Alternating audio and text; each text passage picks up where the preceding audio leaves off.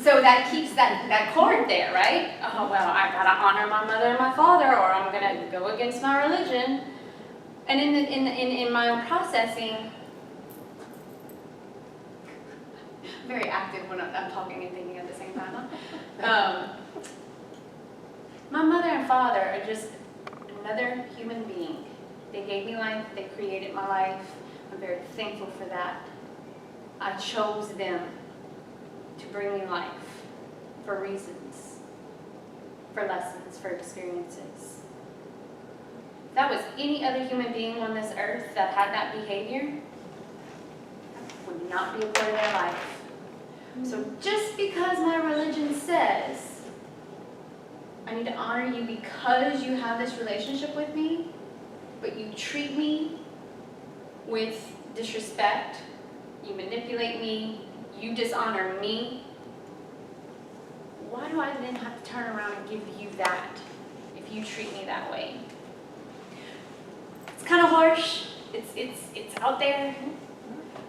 It's a hard process. I have that conversation a lot of times with my clients about their family of origins and that detaching. But when we can flip the switch, turn it off, and go, you know what, you were just enough. Thank you. I appreciate you for giving me this life.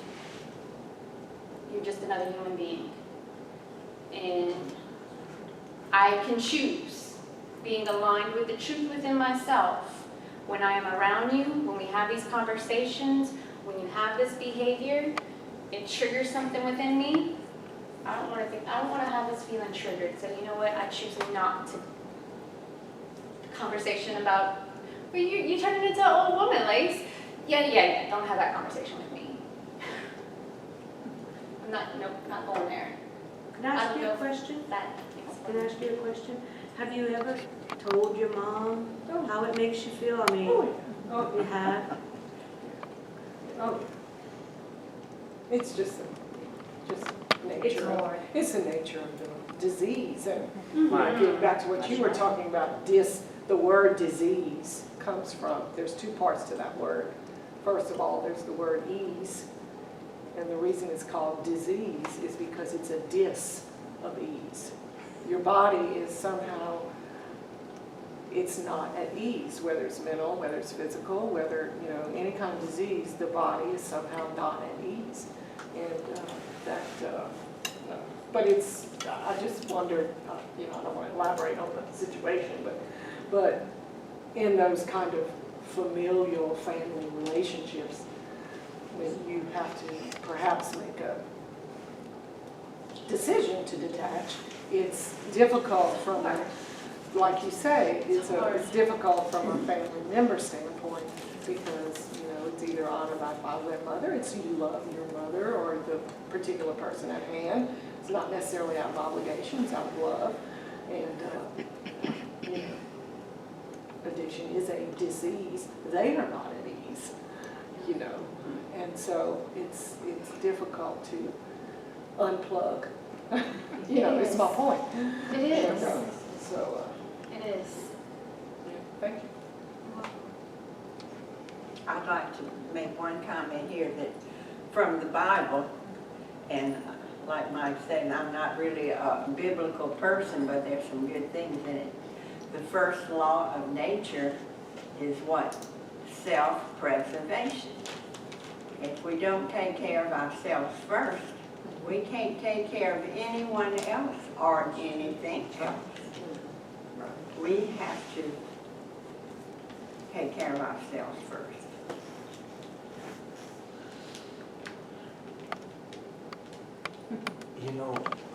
I guess I've been blessed because mom and dad are gone, but I can truly say I miss them so much. But, honor means a lot of things. To me it means, and maybe if we look at the word honor and see what it means to not to overlook things in a parent, but to just look at different ways that you can honor them, which you probably do. You seem very conscientious. And it might be easy if you recognize, I mean, valuable to you to look at the way you do honor your mama. And you feel good about that part of She it. doesn't think so. I mean, the situation at hand is, we made a decision a few years ago because of the disease to, she's in a nursing home, so that the medicines and everything could be monitored. And she's safe now. She's, that we did, she's safe. But now that she's okay and all the medicine's managed and she's got her wherewithal, she wants out.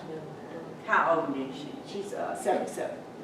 So she badgers me To take her out. to take her out Don't and do it. give her another she chance at life and Are get you her an down? apartment and that kind of thing. So that's what I'm Only going through right now. And so she won't leave me alone about it, and You have because any history has repeated itself many times that we gave her that other chance, and she's older, and it's not safe for her to get on her own again. It's just not safe because of the nature of the disease.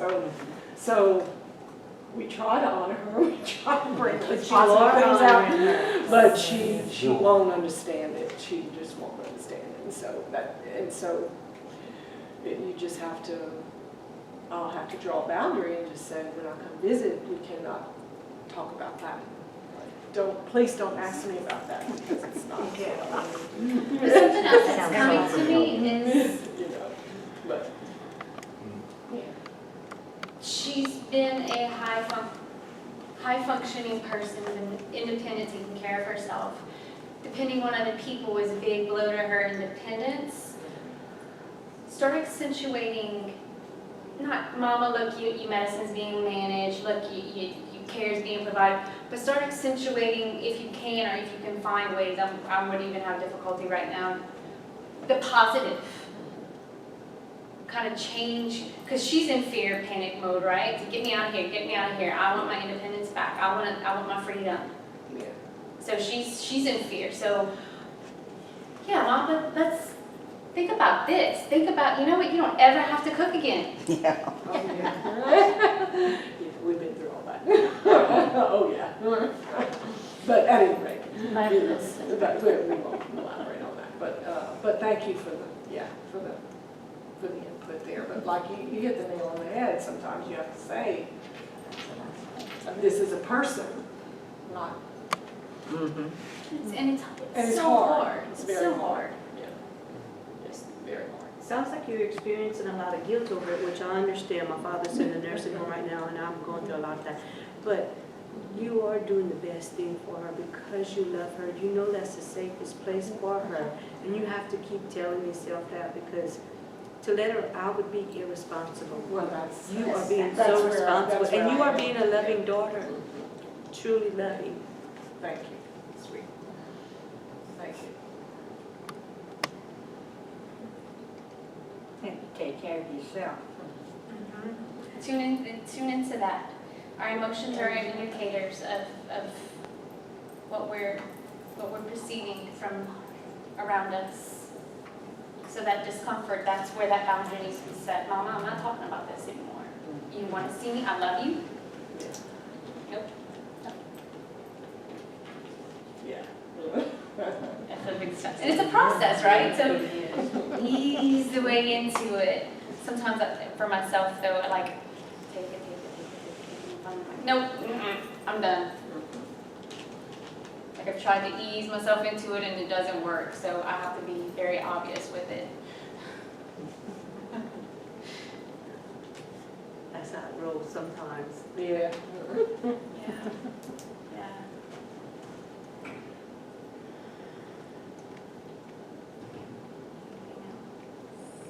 Thoughts, comments, concerns, questions, feedback? Did it tell y'all anything y'all didn't already know? Yeah, Okay, it was very informative. thank you. I had mentioned to y'all in, I think the first meeting, I do a lot of reading. And science still has a lot of work to do. to figure out what causes happiness and unhappiness, but up till today, they have, science believes, or many science believe, that 50% of our happiness is from heredity. 40%, no, let me get into the 10% first. 10% is due to our environment, our situation, and the other 40% is up to us. It's due to our outlook and our choices. That's what science has discovered up till today. Now, the late and great Dr. David Lycan, you can get his books, he delved into it further.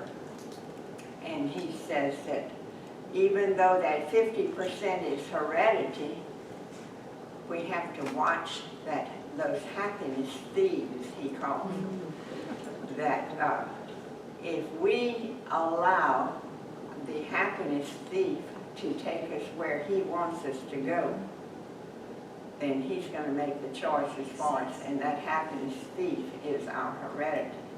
And Dr. Lycan says it's up to us to make those choices. Get away from the bad parts that we inherited, plus the 40% that is already our choice. And so that gives me a lot of hope to think that quit blaming where I come from. Quit blaming my circumstances. Let me get up and have some thick skin and be resilient of a lot of that crap out there.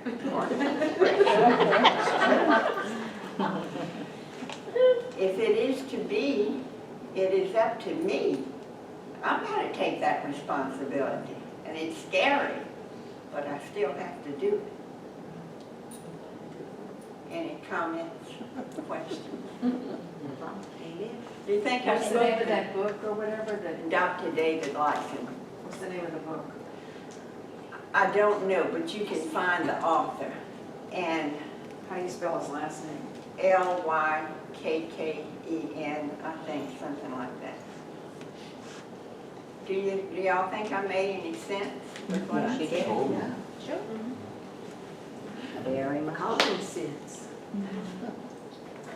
Common sense is so uncommon these days.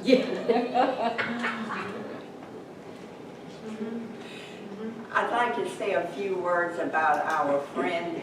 Several of us have this good friend, Sudie Landry.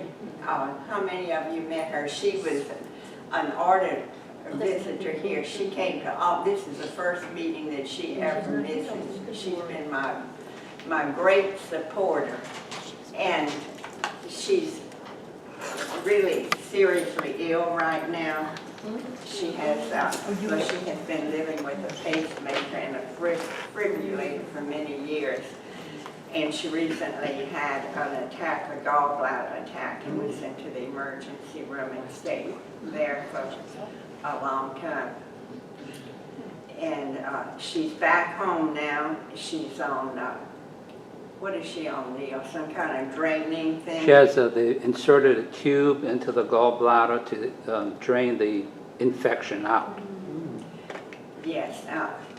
So she's really in a serious condition. They can't even operate on her gallbladder right now. But I'm bringing her up. She's a highly intelligent woman. She has authored several books, and Neil has the books now. You can download the books on the internet for $3.99 or $4.99. I printed this print out today. Neil, you want to talk about her books? Sure, I can do that. I thought I did. Yeah, this is it right here. One of her books, The 6 Rosy Supernatural Events. All of these are true stories of her life. And supernatural encounters of godly kind, silent prayer, spiritual journey toward exposing the occult, Mom Bradley's crossover. I'm in the process of reading her books now. Now, the reason why I'm bringing this up about her in relation to happiness is that this is one of the happiest people that I know under her circumstances. I mean, when we talk about our childhood and the abuse, she comes from a family with 6 children. She was 6 years old, the oldest. The youngest was a newborn. And she says she has this vivid memory in her mind of the welfare department coming to pick up the 6 children. And she remembers hanging out of the car door when they were driving away yelling, "Mama, I want my mama." And she was not able to ever see her mama. And she said they went into foster homes and had to work in the farm, do a lot of hard work, and maybe once or twice her mother came to see her. Well, she forgave her mother, and she had a vivid funeral, and I'm reading about it in one of her books that her mother's request in writing was that she would be cremated and her ashes put in a river in Faraday, Louisiana, which is where I used to live. And she and her siblings drove over there, put the ashes there. So she forgave her mother. I'm going to let Neil talk about her books. That's this book here, The Trail of 6 Roses. One day there's a doorbell rings and that's somebody delivering the ashes. And so she gets this urn with instructions, and she has to deposit these ashes at the base of a cypress tree in Faraday, Louisiana, which she didn't have a clue where that was. And it all worked out supernaturally, supernatural guidance to get her to that place. And so that's the story in this book here. You can get it for $3.99, I You think. can get them all on Amazon.com. All you have to do is type in her name, Sudie Landry, S-U-D-I-E, Landry, and a page will come up with all 4 of her books. She wrote all of this information back in the 1980s, put it on a shelf, and did nothing with it because she didn't know what to do. And of course, I'm a publisher. I have published several books. And so as we got to know each other, we met at a Crowley Rice Festival. We were both invited to be a judge. Anyway, that's how we met. And so after chit-chatting with her on and off for the past few years, she mentioned that she wrote a story, and then she mentioned she wrote another story. I said, well, why don't you let me publish your stories? Oh, that would be great. This here is a depiction of Sudie praying, having glowing hands, and the skeletons and the eyes. She has all seen this in real life. Okay, she has the gift of being able to see in the spirit world. And so she was told by her grandmother, when you are afraid, it's time to pray. When you are afraid and you see bad things, pray and the bad will go away. That's the story of her life. She really believes in prayer. She is a happy, happy lady. So this book is, they're all true stories. All true stories. These books are about true events that happened in her life, miraculous ancestor prayer. This one here, Mom Bradley's Crossover. This is a depiction of a true event. Mom Bradley was 102.5 years old when she passed away. She and her first cousin were in the room when it happened, and she saw her spirit rise from her body, just as it depicts here. And This story is, this is the last 13 days of her great-grandmother's life. She journaled everything that happened.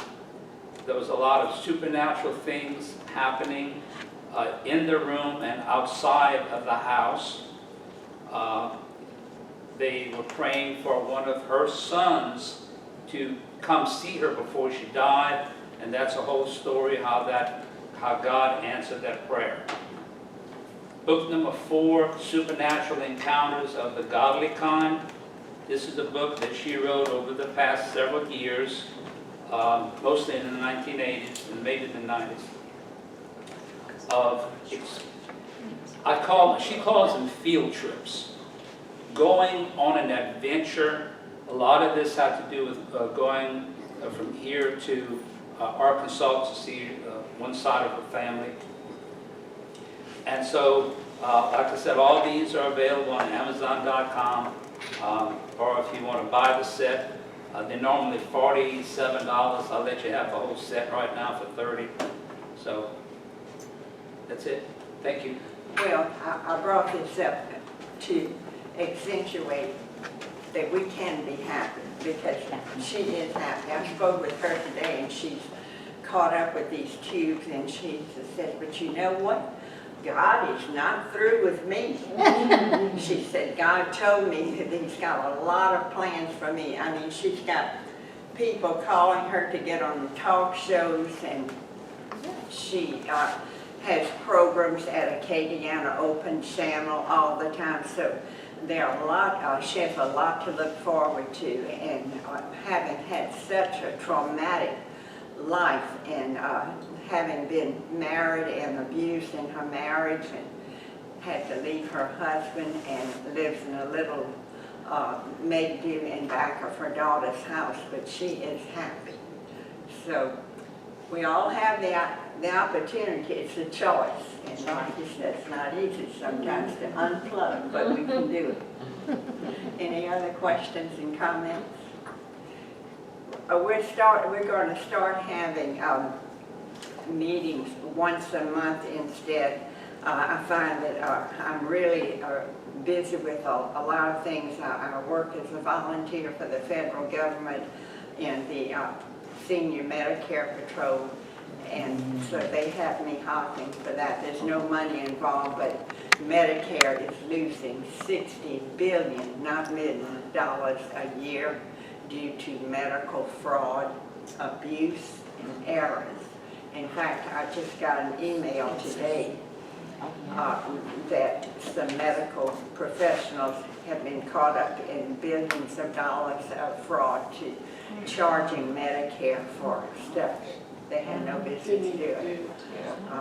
Services they didn't even perform. I have a friend, before I got into this, she said she was taking care of her mother at her house, and this medical company came in there and brought a respirator, potty potty, and all kinds of equipment. And my friend said, well, my mother doesn't need all this. And they said, don't worry about it. She might need it later, and besides, it's free. Medicare is paying for it. Well, you know what? That's not free. No. That's our money. And I heard stories like that to the point that I thought, well, I want to see if I can make a dent and help and do presentations to try to preserve our Medicare for myself and my peers and my children and my grandchildren. So I'm heavily involved in that, but I don't want to neglect this injection project. I think it's so important. I didn't just retire, I refired instead. I'm still going at it, like Sudie says, God's not through with me yet at my age.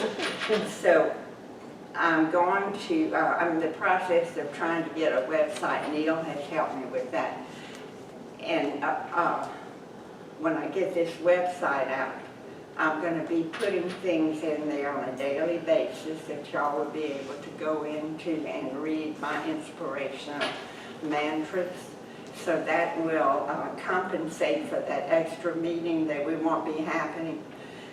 And we're going to meet on the second Thursday in July, if y'all can mark that down, and the second Thursday in August. The library lets us do 2 months reservation in advance. Since we're all taxpayers, we have to let other people have a choice of the room also. And I'm hoping to keep it on Thursdays, and I'm hoping to keep